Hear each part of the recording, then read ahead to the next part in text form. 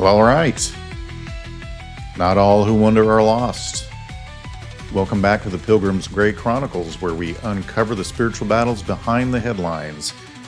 Like the wanderers of old, we walk the narrow path, not lost, but searching for truth in a world clouded by deception. And boy, is there so much deception. As pilgrims journeying through this fog of war, seeking clarity where others aren't even paying attention to it. It's frustrating. For did you not know that all of us are also stewards, tasked with standing watch, guarding the truth, and resisting the tide of deception that seeks to drown the world in falsehood? That is right. We have responsibility. And so once again, this week I have delayed the idea for a podcast on Egypt and what happened to Pharaoh and the country nation of Egypt after most of its troops were destroyed by the Red Sea parting.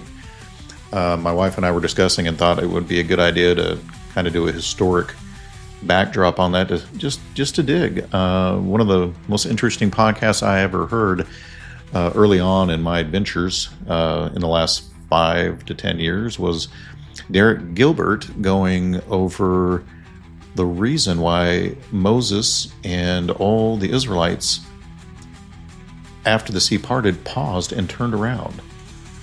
And it has to do with an ancient little g god over that region. I won't ruin it for you. You can go seek that podcast out. It is really great. Derek does a fantastic job with everything he does. I love listening to him. And so that is what I want to do with the land of Egypt itself and what happened after it. And but for now, I want to deal with the subject that is like sand in a clamshell. It's there.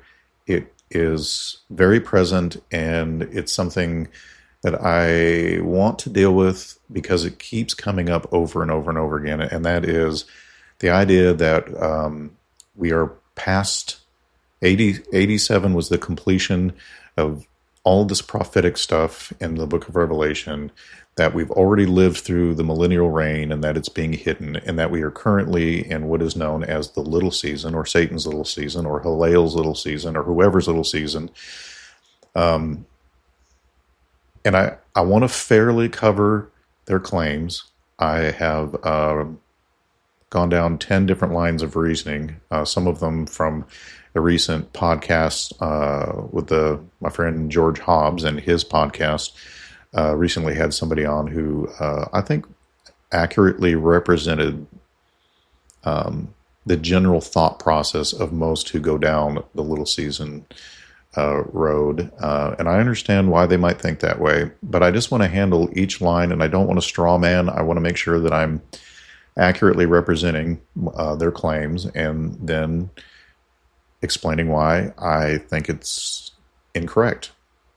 And I want to be fair. These are fellow believers in Christ, and we love them and should pray for them, for those of us who disagree.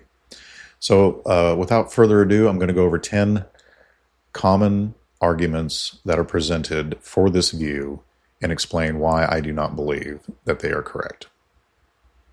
So starting with number 1, the claim that the millennial reign already happened, and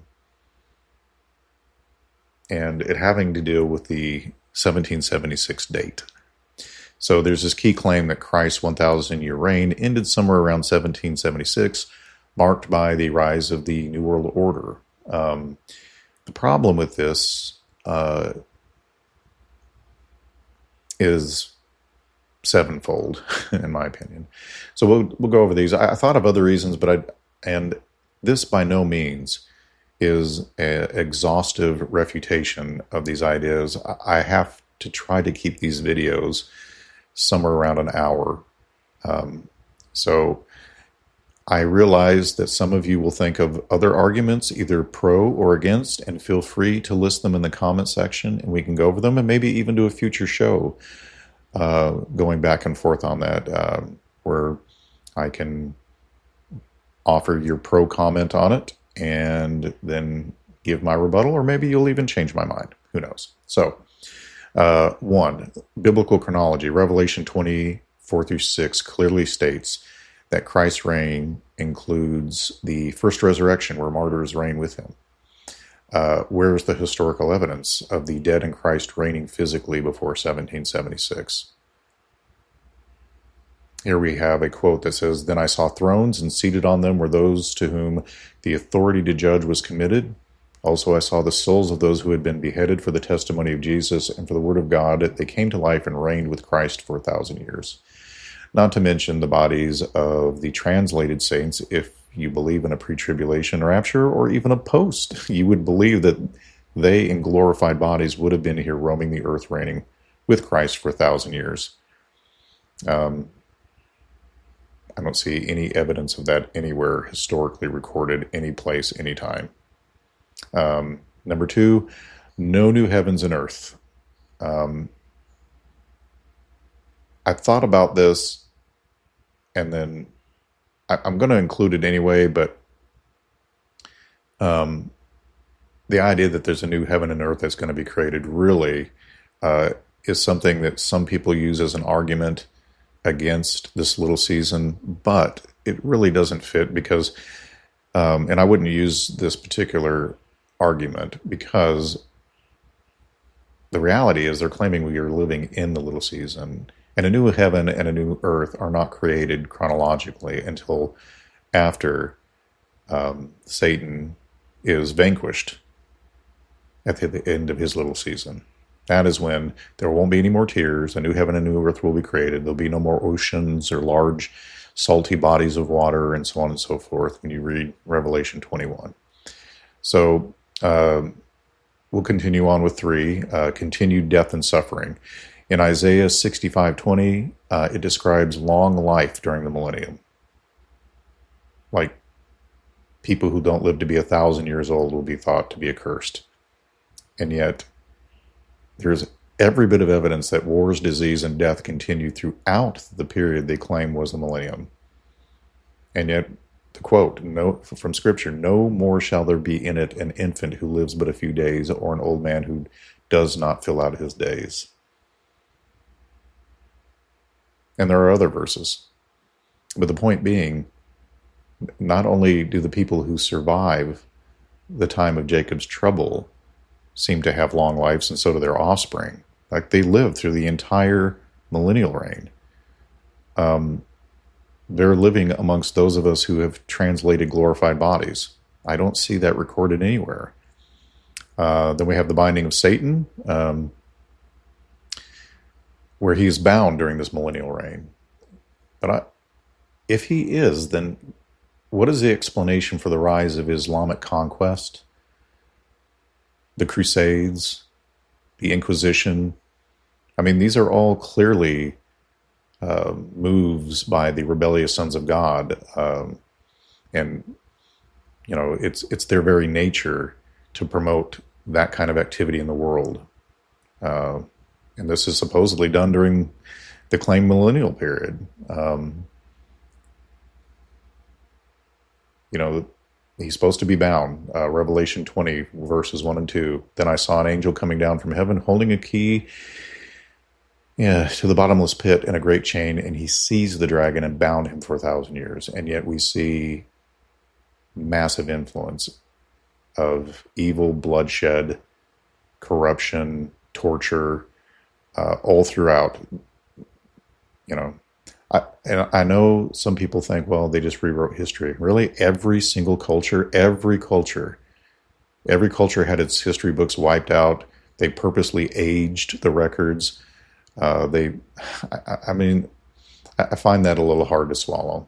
So then we have the global worship of Christ, Zechariah 14:16, where it says, "Then everyone who survives of all the nations that have come against Jerusalem," this is a prophecy in Zechariah that has to do with the last days. At least that's what most scholars believe, and I do too.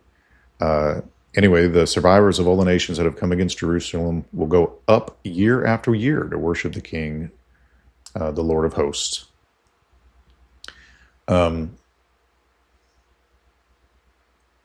We don't see any historical record of global pilgrimages to Jerusalem between AD 70 and 1776. There just aren't any at all. And I know in a recent podcast there was even discussion of the punishment of droughts and so on that the Lord causes for those who refuse to do so. We aren't told that any do choose to do so. We are just told that He will do that if any do. But that's not the point. The point is there is no global pilgrimage to Jerusalem recorded in history.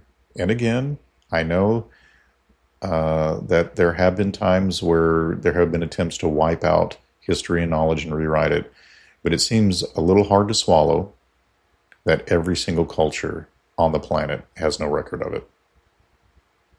So, and then we have church fathers teaching, early church fathers like Irenaeus, Justin Martyr, Tertullian. They clearly taught that the millennium was future and tied to Christ's second coming, not past. And they were alive after AD 70. I mean, could they be wrong? Sure. But my point I'm going to be making throughout this is there's going to have to be so many coincidences and so many gymnastics you're going to have to go through in order to believe this little season doctrine is correct, that to me, it's just not defensible. So the other question I would ask is, where is Christ's throne? If Christ reigned on earth, and He still should be, it doesn't say He goes anywhere during this little season. In fact, His throne in the camp of the saints is surrounded at some point by Satan and in an attempt to destroy them.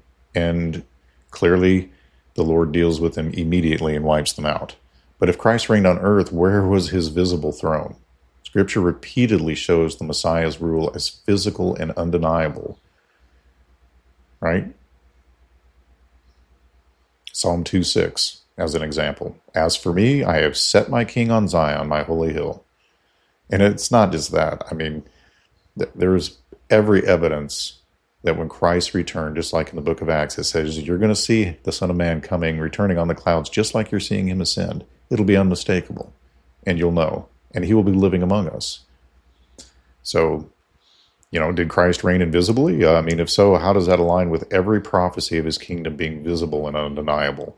I just don't think that it does.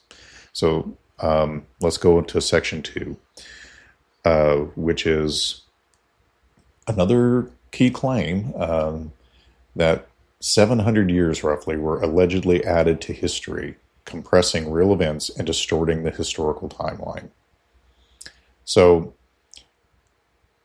let's look at 7 lines of reasoning against this. Number 1, archaeological consistency. Layers of archaeological finds from ancient Rome to the Byzantine Empire all align perfectly with conventional dating, carbon dating, dendrochronology, and ice cores. They all support our current timeline. Then you have, number 2, astronomical records. You have ancient solar and lunar eclipses recorded by Babylonian, Chinese, and Mayan civilizations, and they all perfectly align with what we see modern astronomical calculations for that time region. So there isn't 700 missing years.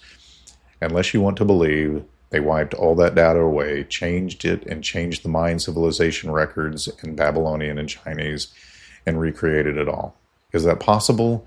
Yes, but anything with these little sons of gods is possible for deceit. I get that, but it begins to strain credulity when we have to go this far, when there's a perfectly viable explanation that comports with all the data that you don't have to do gymnastics for. And then we have independent calendars, number 3. Roman, Jewish, Islamic, and Chinese calendars run independently and yet consistently align with historical events without a 700-year gap. So again, unless somehow all of those things were changed, I just don't see how that's possible. And then we have manuscript evidence We have the Dead Sea Scrolls, the Codex Sinaiticus, and other ancient manuscripts that show consistent dating with no gaps or anomalies. And then 5, we have genealogical records. Biblical genealogies and royal lineages from multiple various civilizations, all align without missing any centuries. And then number 6, we have volcanic ice core data.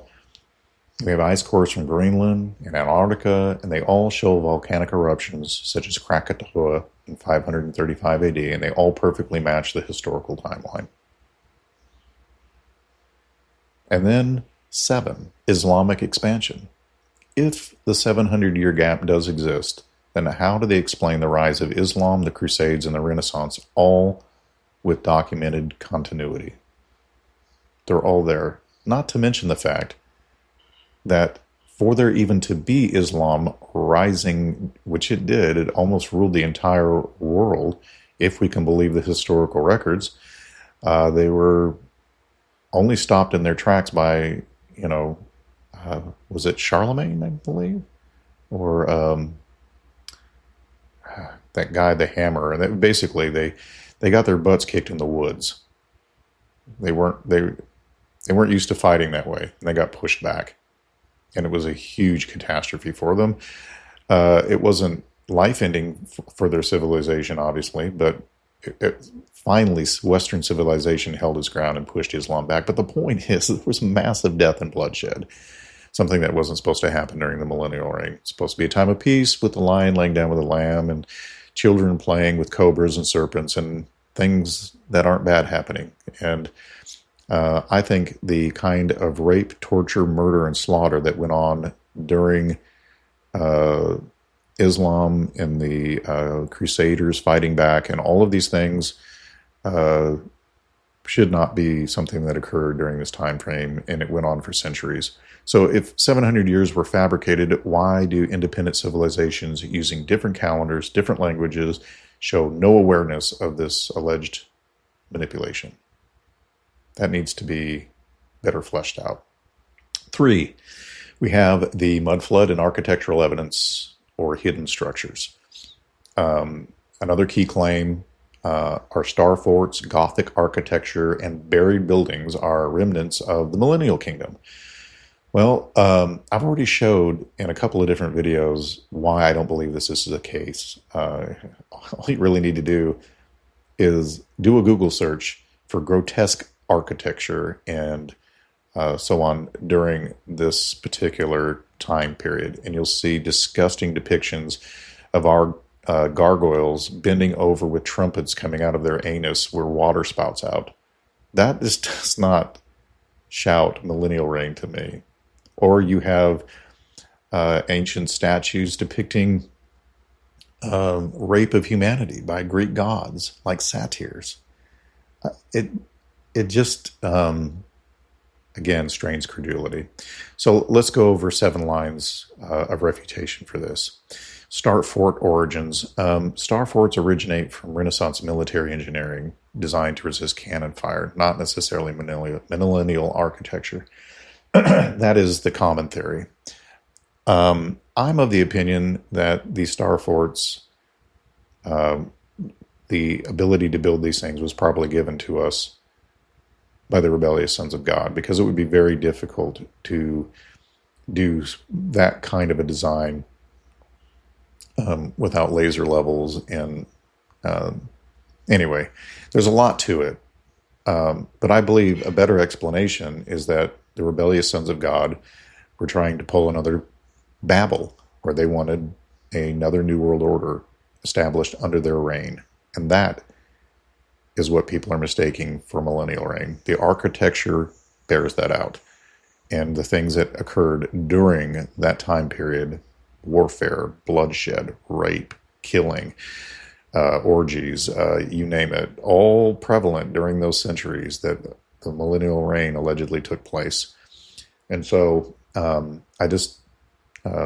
anyway, number 2, natural soil accumulation. Urban stratigraphy shows gradual soil accumulation from erosion, flooding, and urban renewal, not sudden catastrophe in most cases. That doesn't mean that there wasn't some sort of judgment on these things that was divine. I just don't believe it bears out something on the level of the events that occur in Revelation. And then number 3, we have historical records. Cities like Rome, Istanbul, not Constantinople. Just kidding. Istanbul and Paris underwent constant rebuilding, explaining why older layers are beneath modern streets. So there is an explanation for that. I don't believe that's 100% the explanation. Again, I do believe rebellious sons of God were involved in showing mankind and sharing with them their knowledge of architecture. That's why you have similar buildings all over the planet. And I believe they were judged, just like Babel. And then architectural evolution. We have Gothic architecture evolved from Romanesque styles influenced by engineering advances, not divine millennial structures. Again, I am going to point out that there not only is there a natural explanation for this architecture, I believe this information, just like it is even today, our technology today is given to us by these fallen sons of God. It always has been. Even before the flood, they were teaching humanity different things that ultimately wound up ruining us. I know they come as Prometheus-like figures, but in the end, it's not for our best interest that they're doing it. So 5, glacial and volcanic activity. Mud flood-like phenomenon often result from volcanic eruptions, such as the 1815 Tambora eruption, which, oddly enough, is right in that time frame where allegedly Tartaria went away, the Millennial Kingdom, and this whole 1776 ending of the Millennial Reign and the beginning of the little season occurred. Then we have photographic evidence. You've got 19th century photographs showing Gothic structures under constructions, debunking the idea that they were inherited from a past kingdom. I don't necessarily, that is a natural explanation, but I think even these repairs might have been something still shown from the little g sons of God to again establish a Babylonian system again, like the Tower of Babel, where they could rule in a new world order, a new order for the ages. They've been trying to do it ever since Genesis chapter 11. That's why Masons love the number 11. So they're still doing it. They're still trying to do it. And they're going to fail again. Only this time it's going to be catastrophic on the level of the flood and no time ever before, just as prophesied. And we haven't seen that yet. Not on that level. So 7, star fort construction. Again, here we have star forts that are military design, contradicts the peaceful reign of Christ described in Isaiah 2:4, where weapons are turned into plowshares and they won't know war anymore. I know that people say, well, it's just that they're not teaching war. Okay, but we are all pretty familiar with the centuries, unless, again, you want to believe that everything, every culture, every writing, everywhere on the face of the earth was changed. And in part of that changing, they literally had to age the documents. And, I don't know. I just think it strains credulity again to believe that all of the entire rise of Islam and other warfare that took place during these centuries, during a time where we weren't supposed to have this level of bloodshed. Islam progressed through violence and bloodshed on a massive scale as it pressed into Western civilization. The Roman Empire, too. All these things were terrible and lasted for centuries. So I would just say if these structures are remnants of Christ's kingdom, then why are they designed for warfare rather than peace? Were they for, this future battle? Because if so, they're not going to do any good. When we are surrounded by Satan and his minions and the camp of Jesus and the saints, are attacked, I don't think they're going to be relying upon these star forts. So I just don't think any of this architectural stuff makes sense as a millennial kingdom. I believe, again, from my other video, if you want to go watch it at our You Will Know YouTube channel, I did a whole thing twice on Tartaria. You don't have to agree with it, but at least it's there if you want to see it. So you can look at, all the different changes that have taken place and how they don't align with any kind of millennial reign. So let's move on to number 4, Watcher technology, post-1776 advancement. So the claim is that rapid technology advancements after 1776 are due to Watchers regaining influence. I would sort of agree with this. I think that is correct, but I think all of it is. There was no millennial reign. All of this is your little g sons of God attempting to reestablish what they lost in Genesis chapter 11, which again is why they love the number 11, and you see it crop up in all their symbology. They love it because it was God's most effective tool to wipe out their influence for centuries, if not millennia. And they've been struggling to get you all united again, just like that ever since. And every time they come close, it's shut down. And I believe that's what Tartaria was. I believe that's what people are mistaking for the millennial reign. So let's look at 7 lines of reasoning again here. Number 1, scientific method. The Enlightenment, 16th through 18th centuries, introduced the scientific method leading to rapid progress based on empirical observation. That's one of the reasons we have rises in technology. It's not just influence from the Watchers. We do have our own brains and can figure things out. So then number 2, in the Industrial Revolution, technology advancement began before 1776 with the steam engine in 1712 and other inventions. Again, could have been brought to us by them. We know they work both in, through us, and live among us, and also influence us through dreams, thoughts. You have examples like the muses that work in and through people's minds to give them talent through poetry and singing and music and all these different things that these rebellious sons of God do. They do to influence humanity, and primarily with the purpose of uniting us in a one world, new world order to rebel against the God that they don't like,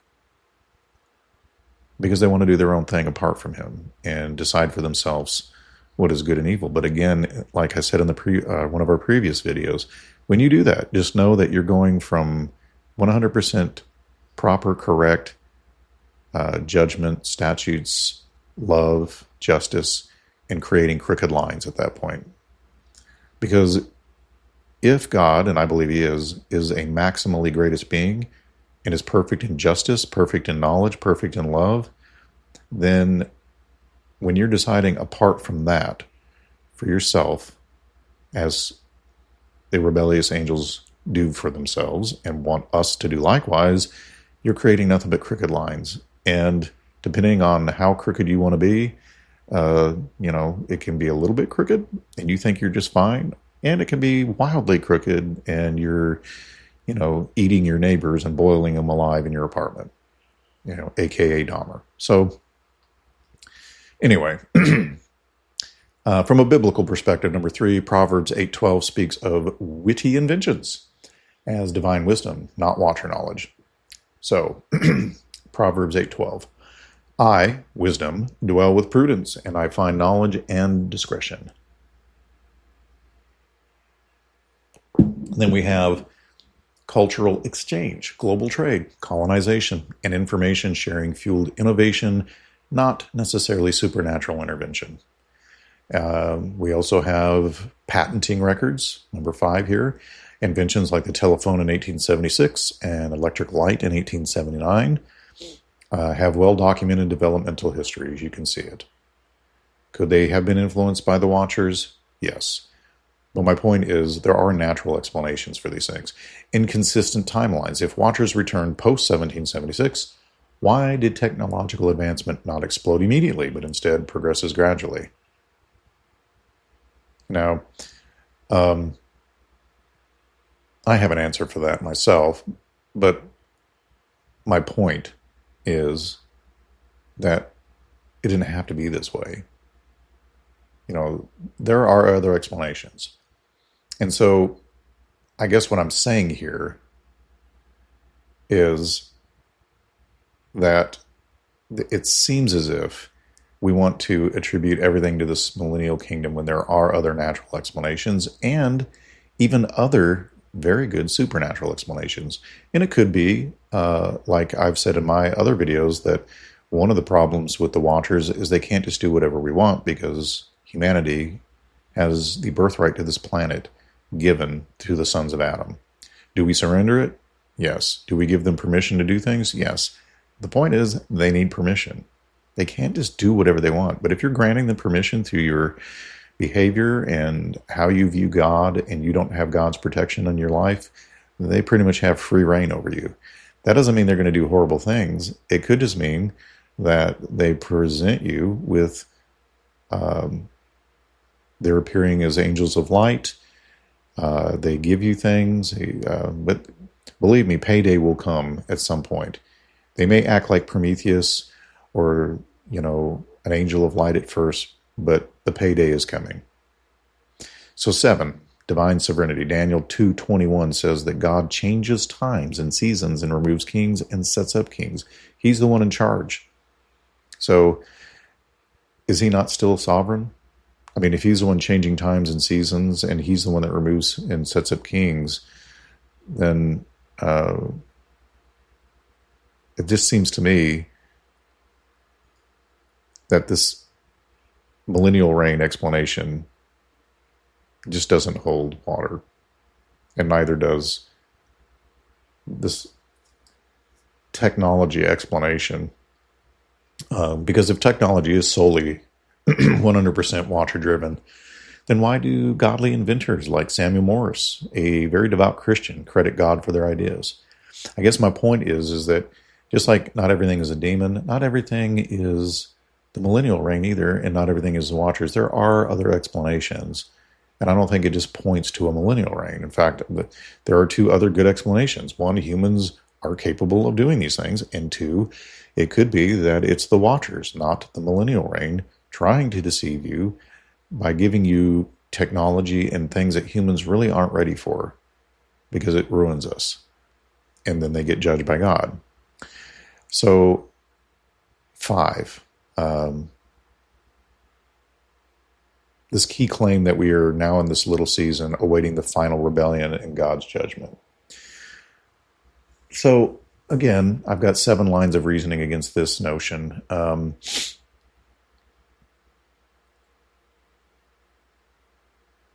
We don't, in the millennial reign, there's repeated mentions of fire from heaven as some of the judgments that are occurring. Both the Antichrist is able to do this, and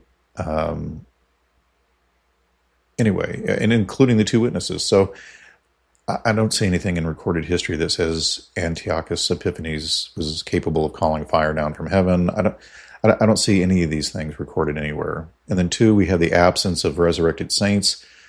If the millennial reign ended, why is there no historical record of resurrected saints reigning? I know the knee-jerk reaction is going to be to say because they erased history. Yeah, that's a very convenient way to do it, but the problem is that's a shutdown explanation, and there is evidence that governments do try to do this. We have the burnings of the libraries of Alexandria. I do know they try to suppress it, but they never 100% manage to do so, do they? But even with that, there still is no recording anywhere in culture of anything like that occurring whatsoever. And then we have global deception. We have Satan deceiving the nations. The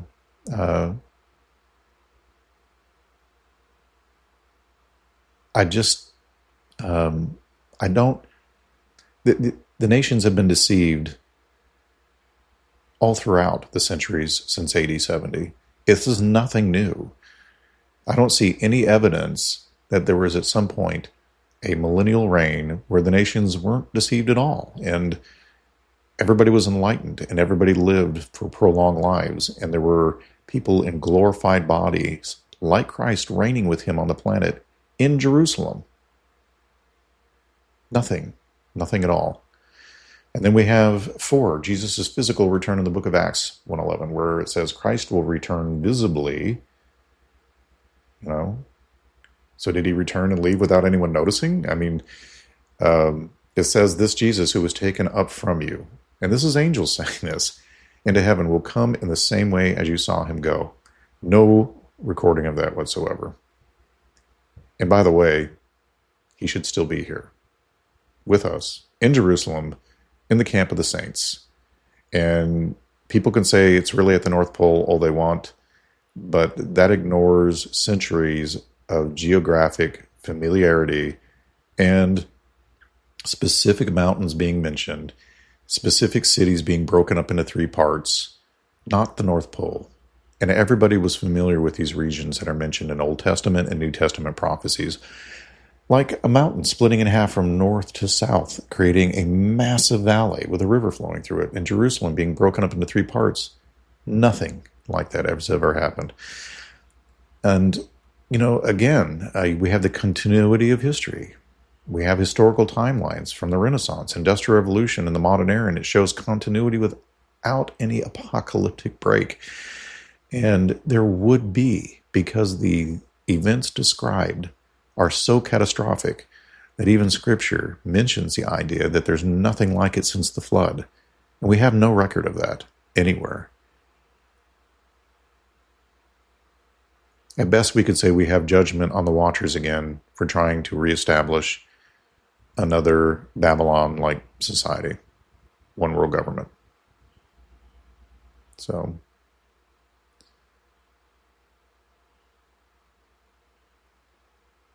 I would just say that if we're in the little season, we should have examples from those centuries of fire being called down from heaven and all manner of things that we have not seen recorded anywhere. And so 6, there's a key claim that the Antichrist was a historical figure, such as Nero, who was judged during the fall of Jerusalem in AD 70. Number 1, in most Christian writings, you have the Antichrist as a future figure, not Nero. By the way, or Antiochus Epiphanes, or any of these people. None of them called down fire from heaven. None of them were able to do miraculous things like withhold rain. And there were no 2 witnesses doing likewise that I recall anywhere in history, unless you just want to allegorize that away, which is just more gymnastics you have to do in order for this whole idea to hold.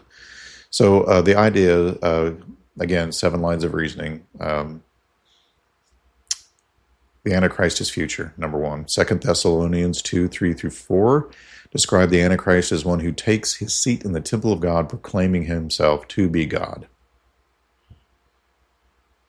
Now, Antiochus did this, but he doesn't fit the entire description, and neither does Nero. And Nero never entered the temple or claimed divinity within it. Verse says, "Let no one deceive you in any way, for that day will not come unless the rebellion comes first and the man of lawlessness is revealed." And by the way, that portion where it says, "unless the rebellion comes first," has a number of different ways of translating it. So that's something you can look into as well. And then 2, global authority. Revelation 13:7 says that the Antichrist will have authority over every tribe and people and language and nation. And at best, any of these previous figures' authority, like Nero, was limited to the Roman Empire. So, in discussions of this future ruler, authority was given to it over every tribe and people and language and nation, everyone. Now, I know we could argue semantics. I hear it all the time. Well, the whole world, or every nation just means what they knew about at the time. I don't buy that because we have examples of where they specifically mention regions and areas. And then we have times where they mention the whole world. And I think God knows the difference and would have impressed upon the author to make sure that it was regional or global. Because God is not an author of confusion. And then we have the mark of the beast, an economic system tied to a mark. So far as I know, nothing like that has been on the planet, where nobody can buy or sell unless he has a mark on his hand or head. I mean, I would love to see artwork of whatever this mark is that occurred during those centuries, unless, of course, that was erased also. So much erasing. So many historic erasings that need to take place in order to hold to the little season theory. So, destruction by Christ. 2 Thessalonians 2:8 states that Christ will destroy the Antichrist with the breath of his mouth at his second coming. Past figures like Nero died by suicide, not divine intervention. I mean, this verse says in 2 Thessalonians, and then the lawless one will be revealed, whom the Lord Jesus will kill with the breath of his mouth. I don't know if that means literally, but I would assume so, since the angels say we'll see him literally return in physical form on the clouds like he did also. It doesn't say like, with something like the breath of his mouth or whatever. It seems to indicate that something's going to happen that's going to wipe this guy out. And why not? He spoke creation into existence. I'm sure that he could blow a dude out and destroy him. So then we have the temple context. Daniel 9:27 says the Antichrist will stop sacrifices, implying a future temple. So far as we know, a Nero and no other figure ever controlled the temple sacrificial system. 9:27 in Daniel says, and on the wing of abomination shall come one who makes desolate. The only person who came close to doing something like this was Antiochus Epiphanes. And again, he also doesn't fit all the criteria.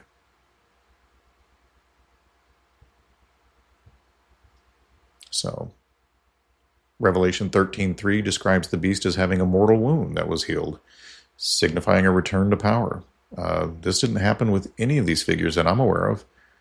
And they, following after him as a result and marveling at him. No, that's not anywhere in history. I mean, if we could say that about anybody currently right now, it would be Trump, that seemed to almost have a mortal wound and, it was healed. But I think most of it would just say it was a psyop and never really happened. And if it healed, it's because it was never hit. I don't know. I mean, that's for everybody else to conjecture about. I'm not interested in that right now. But I would just point out that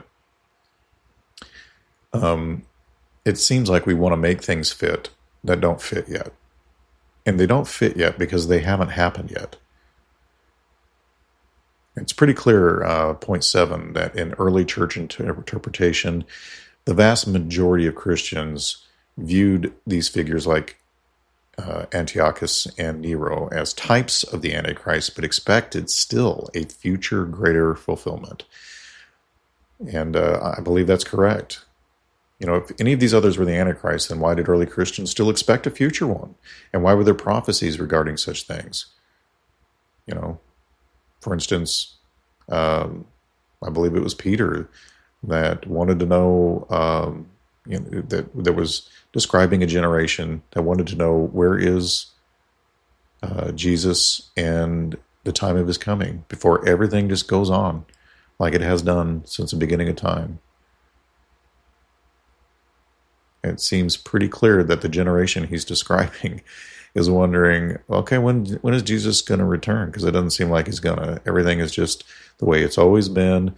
There is no Jesus. He's not going to physically return. You're all crazy, and evolution is true, and we're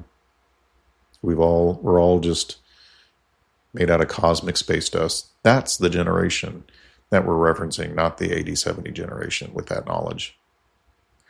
So, number 7, of 10. We're almost finished. No future tribulation. There's another key claim that the Great Tribulation already occurred during Rome's persecution of Christians. We have and then I've got another 7 points here. A global tribulation. Matthew 24, 21 and 22 describe tribulation, quote, such has not been from the beginning of the world until now. So, persecution, though severe, was not global. We've not seen anything like what's coming. And if it had happened, there would be far more evidence and signs of it. Revelation 16 details global judgments, like the oceans turning to blood, or like blood. The specific quote is, the second angel poured out his bowl into the sea, and it became like the blood of a corpse. And then what happened? Every single living thing in the sea dies. And that was not seen during Roman times. No recorded event like that anywhere, where even if you want to say it was local, nothing local like that occurred either. I'm certain that we would see some record of that somewhere, even if written down by a common person, but there's no such record anywhere. And then we have the two witnesses in Revelation 11, 3 through 12. It speaks of these two witnesses prophesying for 1,260 days, or a time and a half a time. And they are killed, and they are resurrected. And there is nothing in history that parallels that in the first century or for centuries afterwards. Nor is there any evidence of any global gift giving as a result of these two people dying over, a 3-day period, because they're so happy these guys died, which is described in that chapter as well. The people hated them because they were refuting that their Messiah walking around was the Messiah. They were warning everybody, this isn't, listen to God. This is not the real Messiah. He is coming. And eventually the false Messiah or Antichrist kills them both. And everybody thinks, yay, they're dead. Thank God. No more droughts or plagues from these people. And of course, there were many attempts to kill them, but they were protected for those first 3.5 years as witnesses. And only the Antichrist was able to kill them. And when he did so, 3 days later, they were taken up, and everybody saw it. Everybody is going to see it on the globe, and they're going to be scared poopless. Never happened in history, folks. Unless you're going to allegorize that one too, or claim that it was erased by history. So, then we have the flight from Jerusalem. Jesus warns believers to flee to Judea when they see the abomination of desolation in a valley that he's going to create at some point. But this event remains clearly future. We have not seen the nation of Israel fleeing into the mountains of Judea that I'm aware of. If I'm wrong, please correct me. I'm happy to be corrected, honestly. But I don't know of any recorded record. And again, yes, I know you can claim that all the history books were wiped clean about the event if it occurred. But I think there's only so many times you can claim that before that explanation is just like a kid saying a dragon ate his lunch or his schoolwork. So we have cosmic signs. Revelation 6, 12 through 14 describes the sun being darkened, the moon turning to blood, and stars falling. So far as I know, no written record of that either. The quote literally says, the sun became black as sackcloth. The full moon became like blood, and the stars of the sky fell to the earth. Now, I know that is John trying to describe events that were crazy to him. And whether the stars literally fell, like figs dropping out of the sky, that's described that way also. I don't know in this vision. I'm assuming he's literally seeing these things. He knows what the sun is. He knows how dark sackcloth is. And he knows what the color red is. And and blood. So he is literally seeing these things. And I think probably the stars he's seeing falling from the skies are either in some way rebellious angels, no longer happy to be observing from the firmament or up in the sky, but are now here because they know that at best they have 3 years or less. So then we have Israel's salvation. Zechariah 12:10 speaks of Israel recognizing Christ during the tribulation. Never happened during Rome or any other century that we're aware of.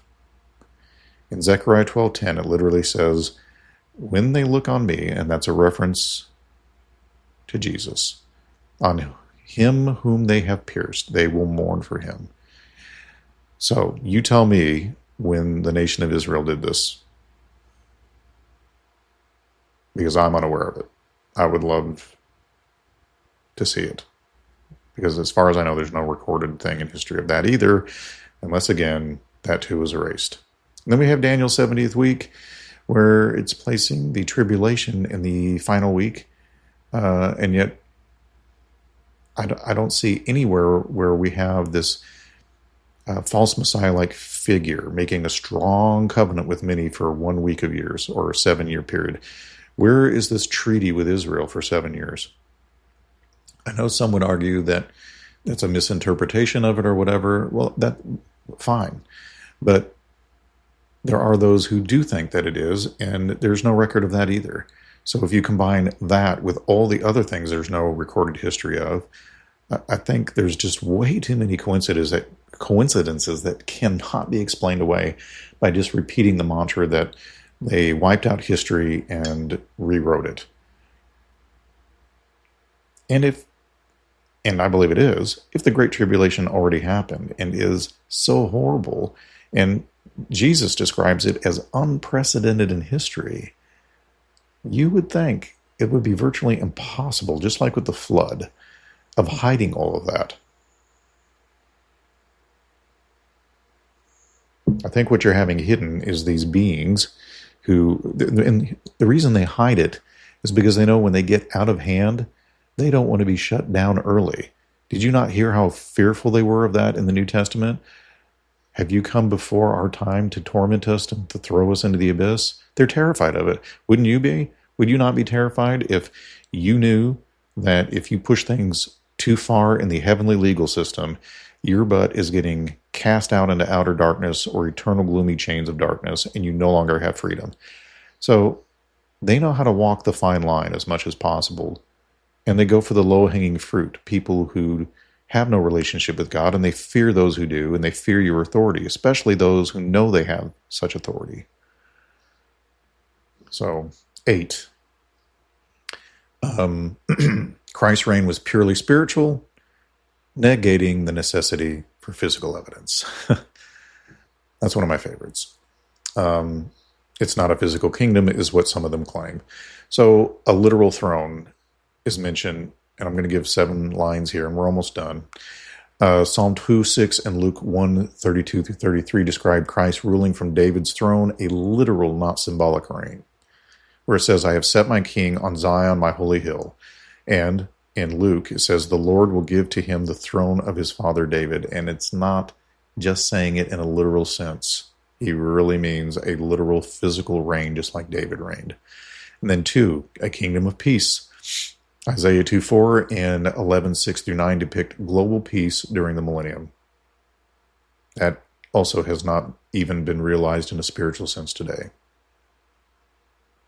Nobody in recorded history has globally or spiritually or physically beat their swords into plowshares and had kumbaya peace all over the planet for 1,000 years. Nowhere.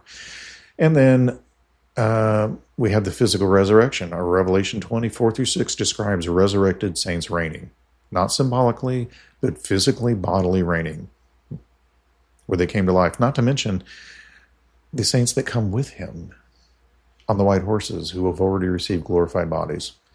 And then we have 4, again, the nations honoring Christ, going year after year after year to worship the King.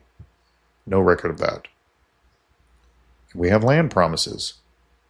In Ezekiel 47 through 48, it details Israel's land inheritance, never, ever fulfilled historically, which would need to be done for the millennial reign, or some record of it somewhere.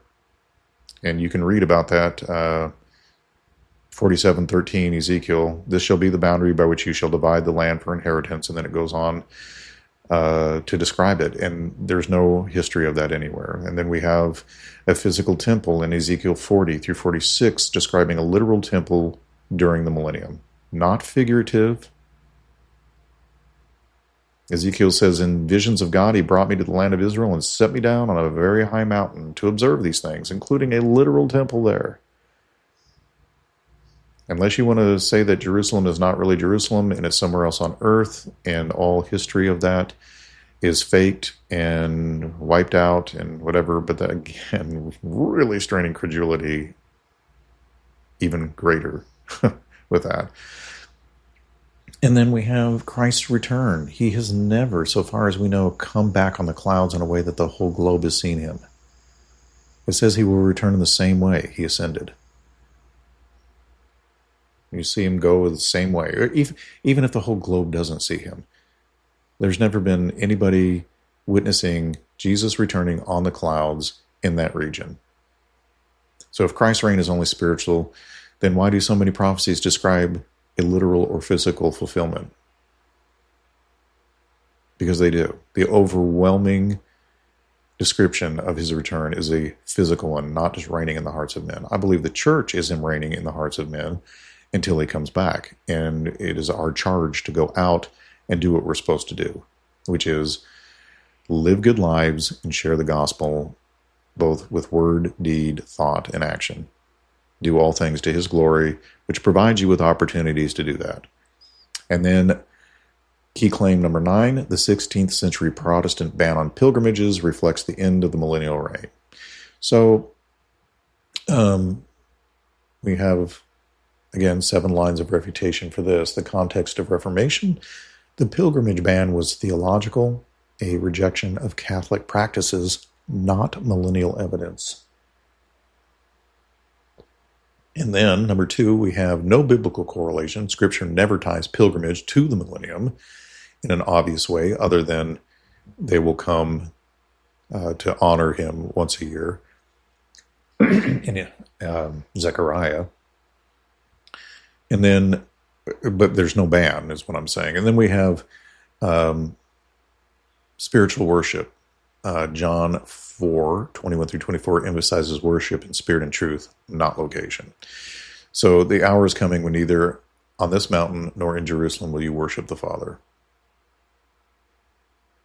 So number 4, a continued pilgrimage. Orthodox Christians continued pilgrimages despite the Protestant ban. And then 5, a lack of global impact. The ban was regional, not universal, contrary to Zechariah 14:16.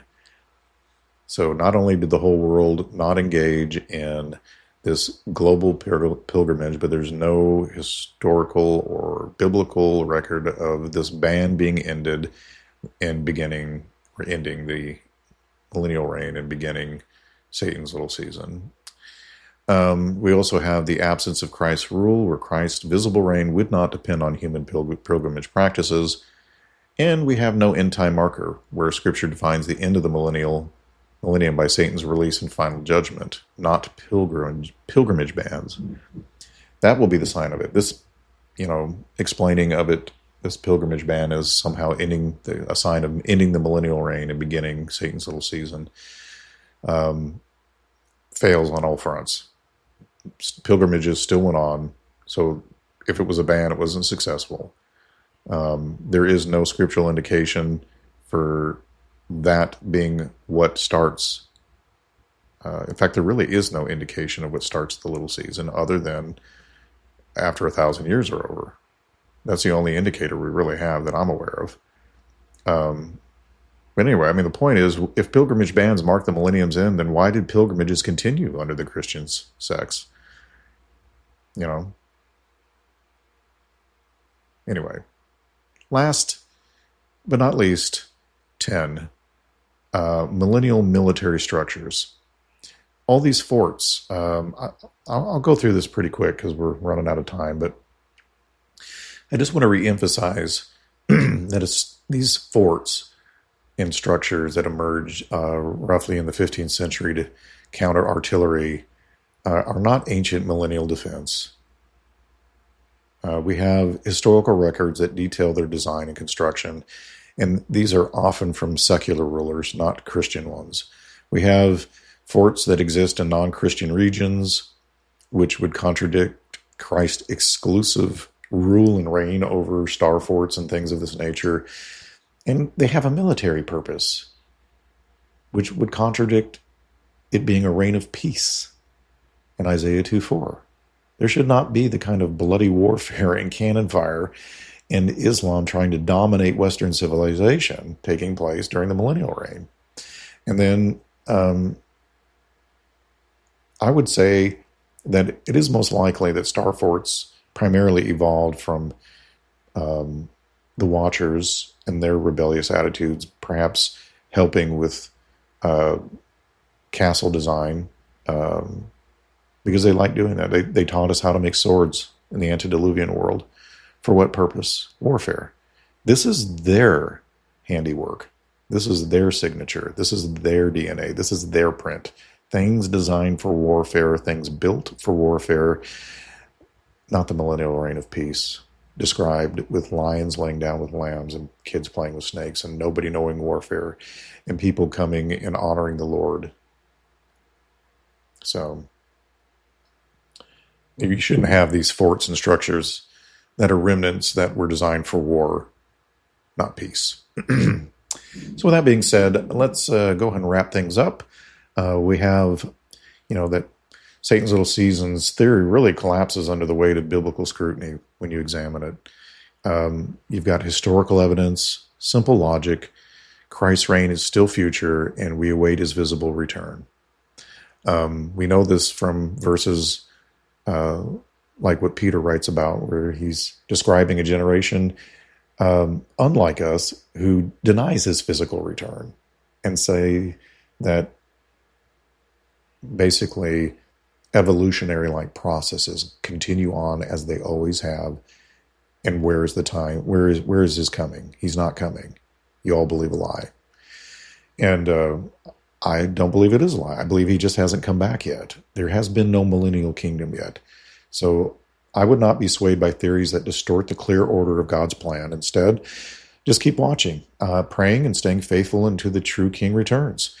And one of the reasons this is worthy of note is because if this is some deceptive thing that is being promoted by the rebellious watchers, couldn't those who believe that we're in Satan's little season be fooled that the Antichrist has defeated Satan and therefore really be following the Antichrist who they think was Jesus, getting rid of Satan because we're not in the millennial reign and we're not... See what I'm saying? You could have an issue where you've just been fooled because you think that Jesus has already returned once, reigned, and then I don't know where he is now or where Satan is going to surround a camp that doesn't seem to exist.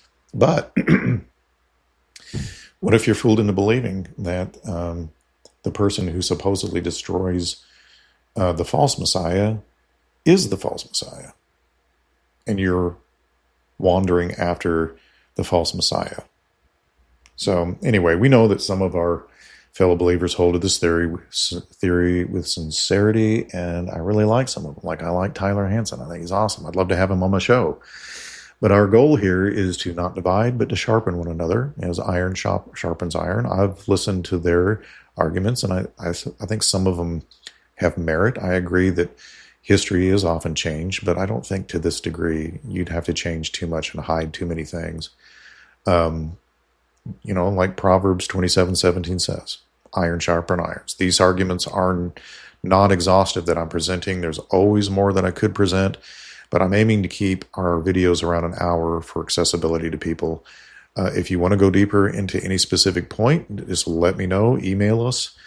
contact us, put in a comment in there, and I'll be happy to do future episodes that deal with what we may have missed, or maybe you feel like we didn't present the best arguments. I don't want to straw man anybody, so you feel like you've got better things to present, go for it, and we can do a future show on it. And with that, thank you for joining us on the Pilgrim's Great Chronicles. We release new episodes every Monday at 8 a.m. Central Standard Time, and we on Friday nights, 8 p.m. Central Standard Time, we do our top 3 stories of the week, which is seen through the lens of Christianity in the Seed War. So if you found it helpful, please like, share, and subscribe. So few people take the time to do that, and it really helps all of us podcasters out and video makers. If you just take 1 second to like the video, comment on it, share it. It only takes a second, or to subscribe if you're enjoying the content, because it's only going to get better. You can also support us by visiting our website, which I try to include in the comment section, pinning it, or the description of the video. You can check out our merchandise for our band, and merchandise for Pilgrim's Great Chronicles is coming. And like I said, always hit the subscribe and that like and support button. And on the YouTube videos, you hit the support button and you can buy us a cup of coffee to support us, because Lord knows I need it. I am tired. And it helps increase our reach, and it keeps this journey going. So anyway, I'm going to play you out with some music I've created in studio for the last couple of podcasts, because what I'm trying to do is get away from the music from our album, because I keep getting copyright strikes, even though I own the copyright. So I'm just doing studio stuff for stuff that's not been released. So I do little 2-minute segment songs that are easy to whip up and put them out there just for your listening pleasure at the end of the podcast. So until next time, fellow pilgrims, stay watchful, hold fast to the ancient paths of Christianity, and keep your lantern lit. The night is far spent, the dawn is near. The Pilgrim's Great Chronicles signing off. Have a great week, folks.